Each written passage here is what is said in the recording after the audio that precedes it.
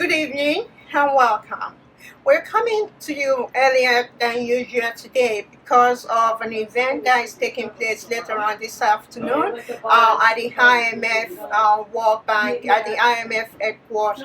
As I mentioned, the IMF World Bank annual meeting kick off today and throughout this week, and over 180 finance ministers, central bank governor, as well as civil society leaders and the private leaders from the private sectors are expected to gather in Washington, D.C. at the IMF and the World Bank headquarters to discuss issues relating to addressing critical global poverty, increasing financing for developing countries, and including partnership between organization and the World Bank, as well as with state organization. The IMF tomorrow we present its annual World Economic Outlook that is often presented during its spring and its annual meeting, as well as other publication reports that the organization, the finance institution, will present this week. And there will be announcement also from the World Bank regarding new initiative for developing economics. So we will be bringing you all of those updates, including the event, the Bretton Woods event that we're covering later on this afternoon. Now, back to our usual news wrap and update. Today, at the White House, First Lady Dr. Jill Biden unveiled a new enhanced White House visitor tour. So have any of you ever walked through a museum and wanted to touch one of the displays? Come on, be honest. Okay. Have you ever heard a recording from years ago and suddenly it feels like you're in that room, like the present and the past are coming together? Have you ever seen a picture of someone famous and it's helped you to understand that person a little bit better? Good. Okay, I'm sure as you came to the tour, you might have seen people you hopefully recognized. So that's what I had in mind when creating this updated White House tour. And today with you, we are unveiling a reimagined White House tour experience. So thank you for joining me, and welcome to the White House.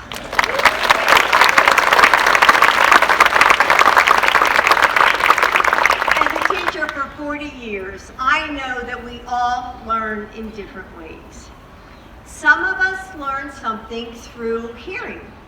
Some of us learn something through feeling something. So we've added a dynamic, flexible, and tactile tools of learning that let you follow your curiosity. Now you can do all the things that you always wanted to do in a museum. We've made replicas so that you can feel the features of some of the sculptures' faces and touch the shining fabric on the furniture of the Blue Room. You can now hear President Roosevelt's fireside chats in the room in which he recorded them. So you can feel as if you are there right beside him. We've added screens and information so you can read about what you see in each of the rooms for you visual learners. So one of my favorite parts of this new tour is walking past those glowing pictures in the colonnade, going around the corner, and coming to that model of the White House on the wall. It changes every couple seconds so that you can see the renovations that have taken place over the years. You may not know this, but the White House didn't always have running water or electricity. So they had to open up the walls to put it in. And that's what you'll learn on this tour. The rendering tells you that story. Who added each piece of the house and when? Serving as your First Lady has been an honor. Being able to bring friends into the house is special. We're doing it today, sharing it with all of you. So many people put months of hard work into this project. So I'm grateful to Paul Buscieri and the History Channel, the National Park Service, the White House curators and executive resident staff, ESI Design, the White House Historical Association, and the Presidential Library staff for all of their work. So thank you.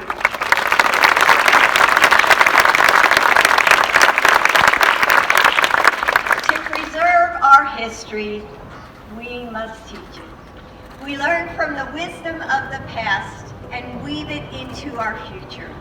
And as you walk through this house, I hope you'll feel the history here. It's your history, and it lives in each of you, connecting you to those who have walked before you and to each other.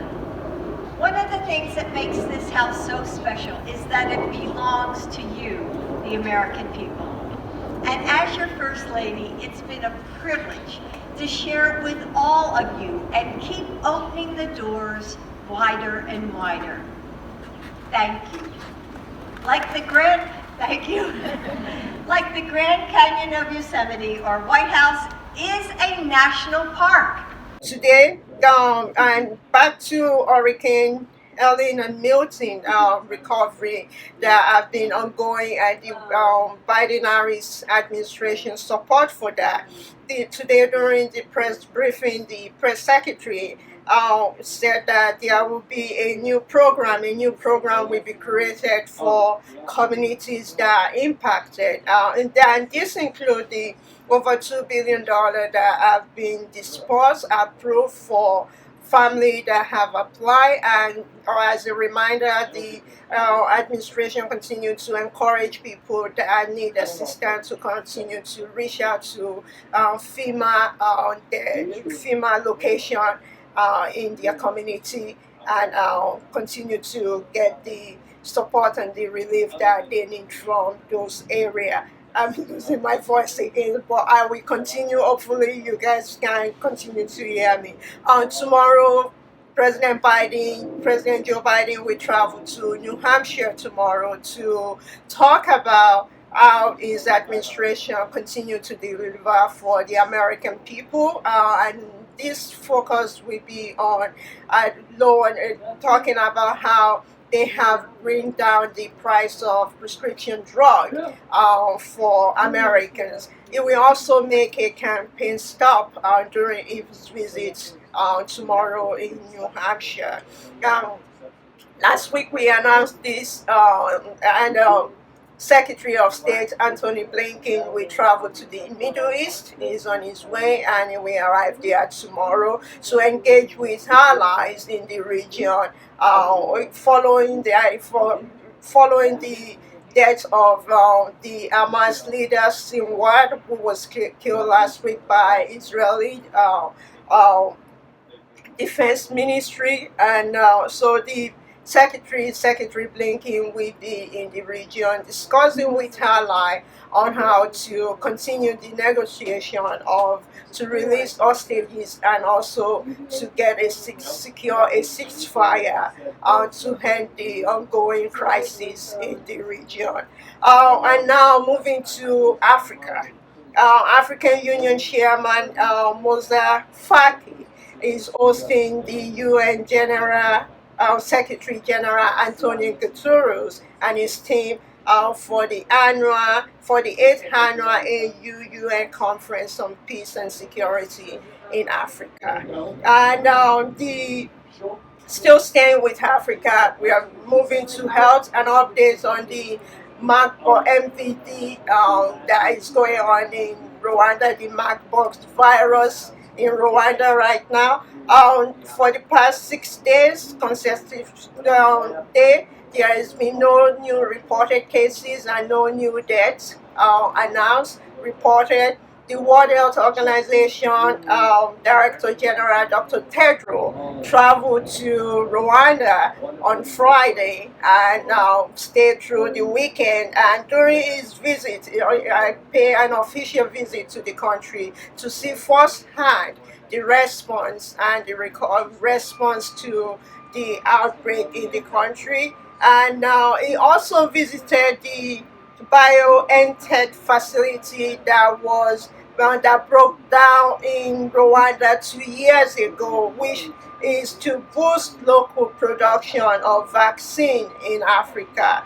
And on Sunday, yesterday, he held a press conference with the Rwanda health ministers, Dr. Sabi Nzazinama, to brief the reporters on the Rwanda health recovery regarding the MVD, and he also the Director General Tedro also visited the treatment center where patients are being treated. As we announced, that Rwanda is the first country to use the remdesivir, the drug that was also used to treat COVID during the COVID-19 to treat COVID. So they are using that drug as a trial basis to test its efficacy to treat the MVD in the country. And during his visit, he praised the country for its enhanced health system in dealing with the virus. And he said, we're dealing with one of the world's most dangerous virus, and continued vigilance is essential. As we also reported that the U.S. government last week announced that there will be an enhanced public health entry screening for everyone, passengers that are arriving from Rwanda to the U.S. They will be directed to 3 U.S. airports, to JFK, as well as Chicago, and IV in Washington Dulles in Washington D.C. So we will continue to follow those cases, and so far the reported case, as I mentioned, has stayed for 6 consecutive days, has stayed at 62 cases that are reported, and there's been no new cases, and there have been no deaths in the past 6 days. And speaking of health, the World Health Organization also certified Egypt as the first country to be malaria-free, calling it a significant milestone for the country. And the Director General said it's truly historic and a testament to the commitment of the people of Egypt and the government, and noted that it should be an inspiration to other countries as well. We have reported on this, and just good news, just ahead of the holiday that is coming up. The United Airlines announced that a new non-stop seasonal route from New York to Marrakesh, a non-stop starting this Friday, October 25th. And the Moroccan ambassador to the U.S. said